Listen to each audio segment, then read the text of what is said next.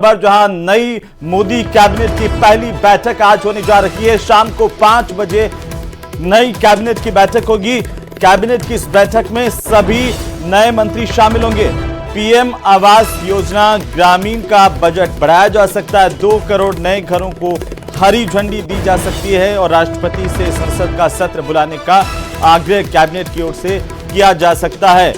दोनों सदनों की संयुक्त बैठक को संबोधित करने का आग्रह राष्ट्रपति से किया जाएगा कैबिनेट नोट में। और इस वक्त की सबसे बड़ी खबर, मोदी 3.0 सरकार की पहली कैबिनेट की बैठक आज होने जा रही है। और इसी बीच मोदी कैबिनेट से जुड़ी बड़ी खबर मिल रही है। मोदी कैबिनेट के मंत्रियों का पोर्टफोलियो आज तय किया जा सकता है। सूत्रों के हवाले से यह बड़ी जानकारी सामने आ रही है। कैबिनेट की बैठक से पहले ऐलान किया जा सकता है पोर्टफोलियो का, विभागों का बंटवारा हो सकता है कुछ ही देर में। सूत्रों के हवाले से यह सबसे बड़ी खबर है जिस पर लगातार हम नजर बनाए हुए हैं। न्यूज 18 राजस्थान पर सबसे पहले हम बताएंगे मोदी 3.0 सरकार में कैबिनेट मंत्रियों को और मंत्रिपरिषद में विभागों का बंटवारा किस तरीके से किया गया है, किसको कौन सा मंत्रालय मिला है, लगातार हमारी नजर है। आपको बता दें कि राजस्थान से 4 सांसदों को इस बार मोदी सरकार में मंत्री बनने का सौभाग्य मिला है।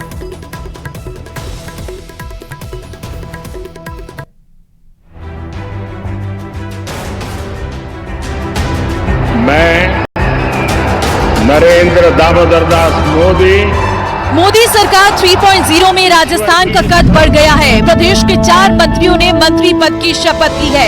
अलवर से पहली बार सांसद बने भूपेंद्र यादव और जोधपुर से लगातार तीसरी बार सांसद चुने गए गजेंद्र सिंह शेखावत ने कैबिनेट मंत्री पद की शपथ ली।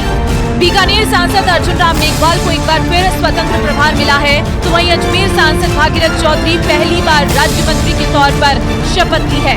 राजस्थान से जिन 4 सांसदों को मंत्री बनने का मौका मिल रहा है उसमें 2 ओबीसी, 1 दलित और 1 सामान्य वर्ग से हैं।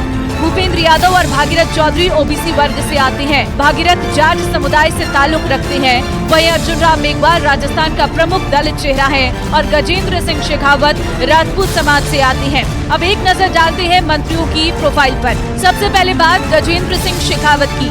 जोधपुर से लगातार तीसरी बार सांसद चुने गए। 2014, 2019, 2024 में सांसद बने। पिछली मोदी सरकार में जल शक्ति मंत्री थे। प्रदेश में प्रमुख राजपूत चेहरा, पीएम मोदी और अमित शाह के बेहद करीबी। बात भूपेंद्र यादव के सियासी सफर की। पिछली सरकार में श्रम एवं रोजगार मंत्री, मोदी सरकार में दूसरी बार मंत्री, राजस्थान समेत कई राज्यों के प्रभारी रहे। अर्जुन राम मेघवाल का सियासी सफर, बीकानेर से लगातार 4थी बार सांसद बने। 2009 में अपना राजनीतिक सफर शुरू किया।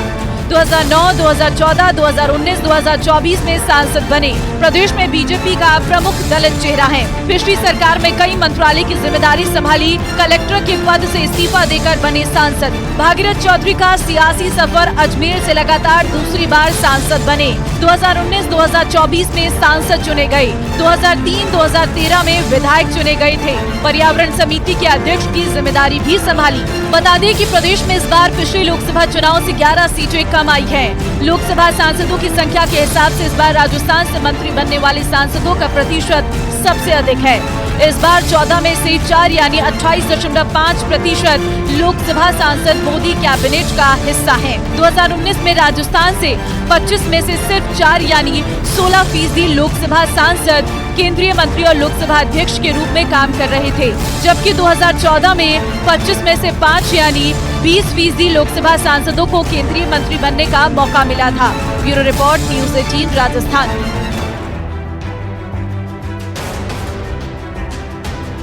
मैं नरेंद्र दामोदर दास मोदी ईश्वर की शपथ लेता हूं। और इसी बीच दिल्ली से बड़ी खबर मिल रही है, जहां पर दिल्ली के दौरे पर राजस्थान के मुख्यमंत्री भजनलाल शर्मा और आज मंत्री गजेंद्र सिंह शेखावत से मुलाकात कर रहे हैं। आज लगातार केंद्रीय नेतृत्व के साथ भी सुबह से उन्होंने मुलाकात की है। कई नेताओं के साथ उनका मुलाकात करने का कार्यक्रम। और गजेंद्र सिंह शेखावत को कैबिनेट मंत्री बनने पर वे बधाई दे रहे हैं, शुभकामनाएं दे रहे हैं। शेखावत के दिल्ली आवास पर यह मुलाकात हो रही है। दिल्ली से इस वक्त की सबसे बड़ी खबर मिल रही है। और इसी बीच एक और बड़ी खबर आ रही है। 20 या 21 जून को स्पीकर चुना जाएगा। पहले सत्र में नए सांसदों को शपथ दिलाई जाएगी। प्रोटेम स्पीकर के जरिए सत्र शुरू होने पर पहले प्रोटेम स्पीकर का चुनाव होगा। प्रोटेम स्पीकर सबको शपथ दिलाएंगे और उसके बाद स्पीकर का चुनाव होगा। लोकसभा अध्यक्ष का चुनाव होगा। 18 या 19 जून से संसद सत्र शुरू हो सकता है। संयुक्त सत्र को संबोधित कर सकती हैं राष्ट्रपति और राष्ट्रपति का संबोधन 22 जून को हो सकता है। इस वक्त की सबसे बड़ी जानकारी आ रही है दिल्ली से, जहां पर 18वीं लोकसभा का पहला सत्र जो है अब वो जल्द आयोजित किया जा सकता है। 22 जून को राष्ट्रपति का संबोधन हो सकता है। तो वहीं जम्मू कश्मीर के रियासी में एक बस पर हुए आतंकी हमले में मारे गए 9 लोगों में से 4 लोग चौमू के रहने वाले थे, जबकि पवन सैनी नाम का एक शख्स घायल बताया जा रहा है। सभी लोग बस में सवार होकर वैष्णो देवी माता जी के दर्शन करने के लिए जा रहे थे। इसी दौरान इस हादसे का शिकार हुए। मासूम बच्चा है 2 साल का। तीनों बच्चों का कोई सहारा नहीं है।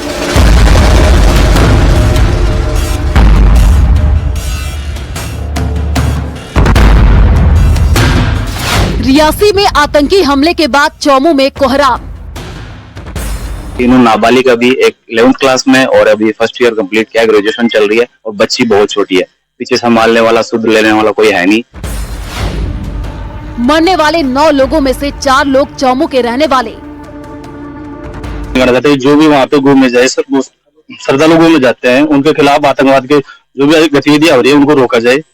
आगे अगर ऐसा होता रहेगा तो घूमने आगे कोई नहीं जाएगा। हर आदमी आतंकवाद से घबराएगा। जान गंवाने वालों में 2 साल का किट्टू भी शामिल। घटना है बहुत ही दुखदायी है, दुखपूर्ण है और इस संबंध में वहाँ जो संबंधित है वो कार्रवाई कर रहे हैं। ये सीसीटीवी उसी बस का है जिसमें सवार होकर करीब 50 यात्री वैष्णो देवी दर्शन के लिए जा रहे थे, लेकिन किसी को इस बात का इल्म तक नहीं था कि उनका ये सफर आखिरी सफर साबित होगा।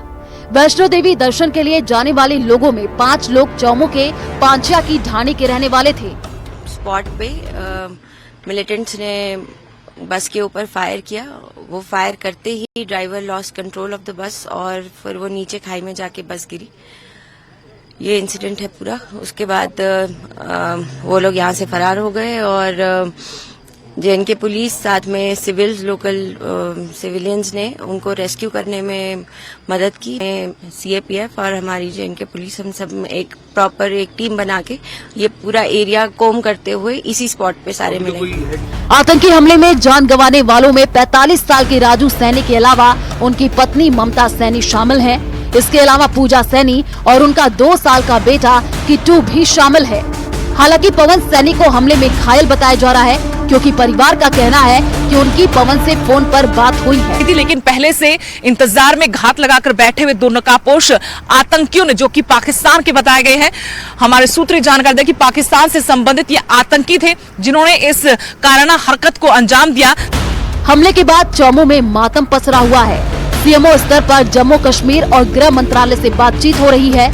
सीएम भजनलाल शर्मा ने इस हमले को कायराना हरकत करार दिया है। साथ ही पीड़ित परिवार को हर संभव मदद का भरोसा दिया है। हमले को उस वक्त अंजाम दिया गया जब बस सवार सभी यात्री शिव खोड़ी मंदिर में दर्शन के बाद माता वैष्णो देवी के लिए कटरा जा रहे थे। आतंकी हमले को लेकर खुफिया एजेंसियां अलर्ट मोड पर हैं। इस बीच कुछ अहम जानकारी भी हाथ लगी है। सूत्रों की माने तो ये हमला पाकिस्तानी आतंकियों ने किया है, जिसके लिए पिछले दिनों में आतंकियों ने जम्मू कश्मीर में बड़ी घुसपैठ की थी। हमले के लिए आतंकी संगठन टीआरएफ से मदद ली गई। जांच में इलेक्ट्रॉनिक सबूत भी मिले हैं। धार्मिक यात्रा पर निकले भक्तों पर आतंकियों का हमला किस मकसद से किया गया, ये जांच के बाद साफ होगा। लेकिन इस हमले ने कई परिवारों की खुशियों को हमेशा हमेशा के लिए छीन लिया है। अब सबकी निगाहें सरकार पर टिकी हैं, जिससे उम्मीद है कि आतंकियों को मुंहतोड़ जवाब दिया जाएगा। Bureau report, news 18 Rajasthan. तो जम्मू के रियासी में आतंकियों ने जिस तरह से श्रद्धालुओं की बस पर कायराना हमला किया, वो पाकिस्तान में पलने वाले कुख्यात आतंकी संगठन लश्कर तैयबा की तरफ इशारा कर रहा है। और यही वजह है कि इस वारदात में शामिल दहशतगर्दों को उनके बिल में घुसकर मारने की तैयारी की जा रही है। घने जंगलों का चप्पा चप्पा तलाशा जा रहा है भारतीय सेना की तरफ से। रिपोर्ट देखिए।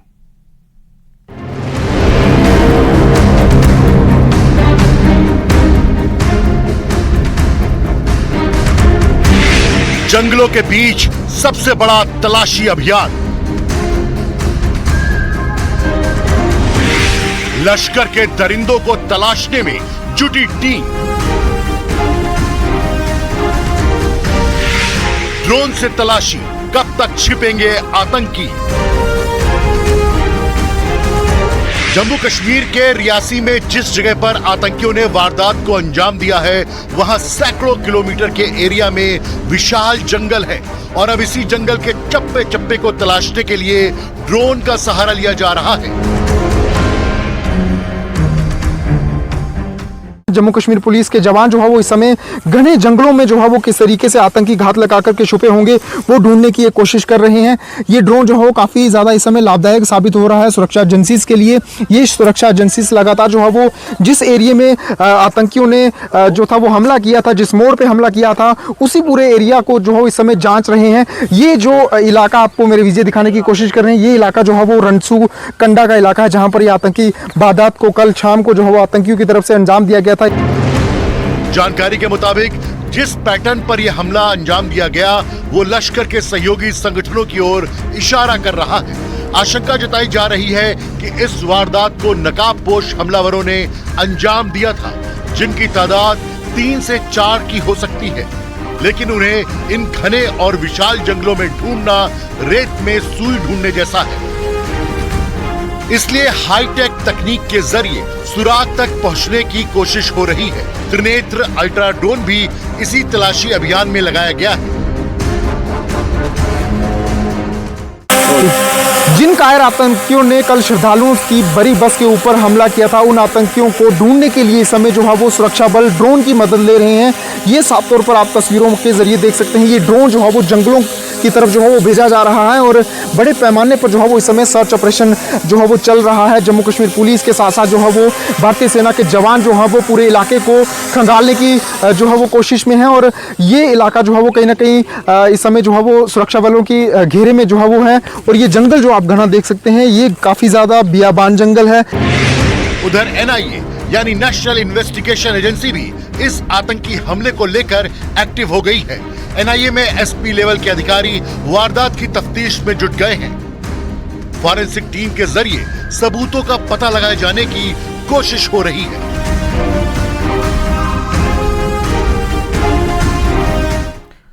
और इसी बीच बीकानेर से बड़ी खबर मिल रही है, जहां पर पुलिस ने बड़ी कार्रवाई की है। तस्कर मांगी लाल का अवैध अतिक्रमण ध्वस्त किया गया है। करोड़ों की सरकारी भूमि को कब्जा मुक्त करवाया गया, जिस पर तस्कर मांगी लाल की तरफ से कब्जा किया हुआ था, उसको आखिरकार अतिक्रमण से मुक्त कर लिया गया है। मांगी लाल के खिलाफ NDPS एक्ट में केस दर्ज है। बरकी खालसा धोरावास में करीब 2 बीघा जोएड पायदन की जमीन पर इसने कब्जा कर रखा था। लंबे वक्त से प्रशासन आके मूंदे हुए था और अब जब पुलिस महकमे के साथ ये कार्रवाई हुई है तो लोग भी इसकी तारीफ कर रहे हैं। बहरहाल ये तस्वीरें बीकानेर के बज्जू इलाके की हैं, जहां पर तस्कर, कुख्यात तस्कर मांगी लाल, जिसका कब्जा हटाया गया है। तो वहीं मुंबई एयरपोर्ट पर बड़ा हादसा होते होते टल गया। यहां पर एक रनवे पर 2 विमान आगे, देखिए ये रोंगटे खड़े कर देने वाला वीडियो जो सामने आया है।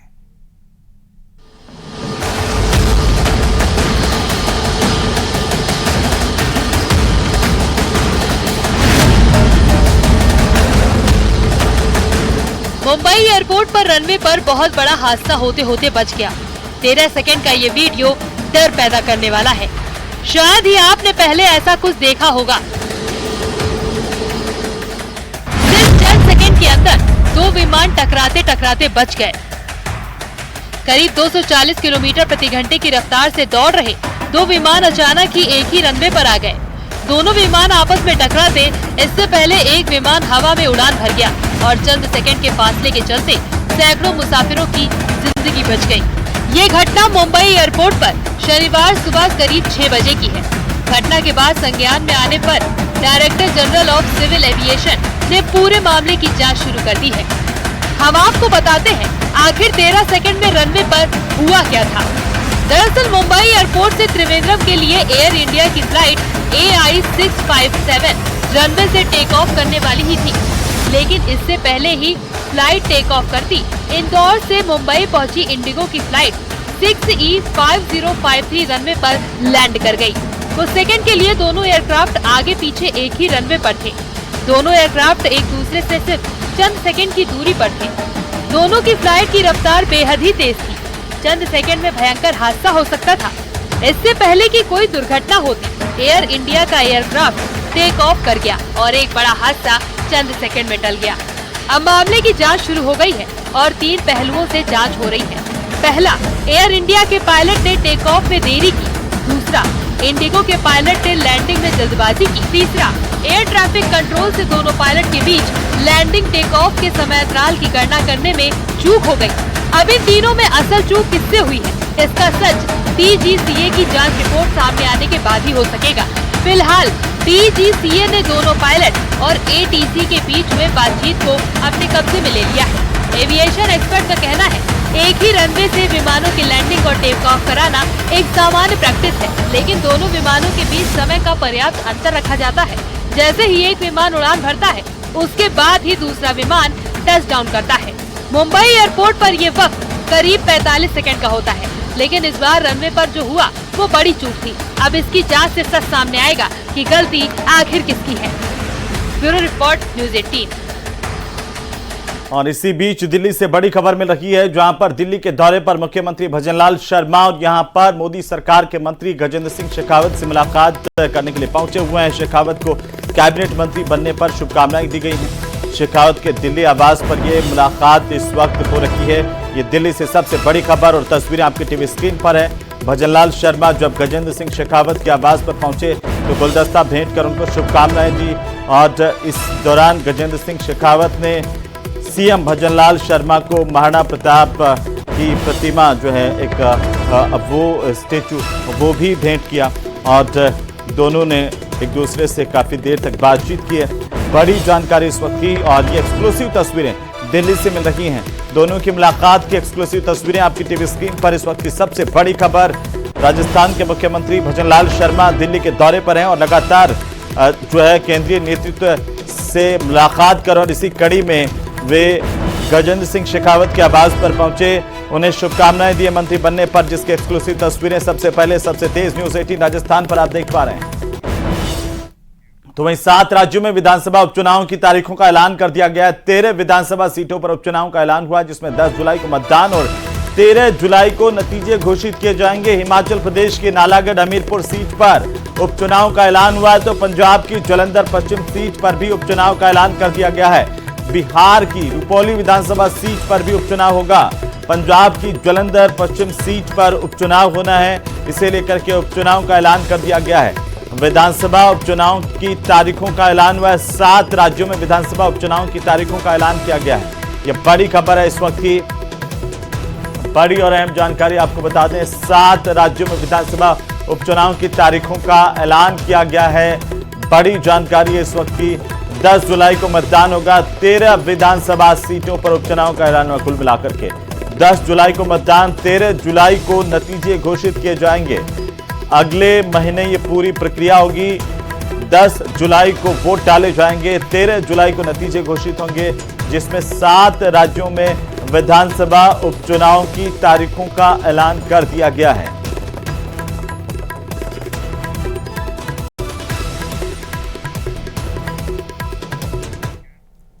तो वहीं कोटा में जिला कलेक्टर रविंद्र गोस्वामी ने नगर निगम और प्रशासनिक अधिकारियों के साथ शहर के नालों की साफ सफाई की व्यवस्था का जायजा लिया है और अधिकारियों को 15 जून तक शहर के सभी नालों की सफाई करने के निर्देश दिए हैं। मानसून से पहले नालों की साफ सफाई बेहद जरूरी है और इसे लेकर जिला कलेक्टर की ओर से जायजा लिया गया है।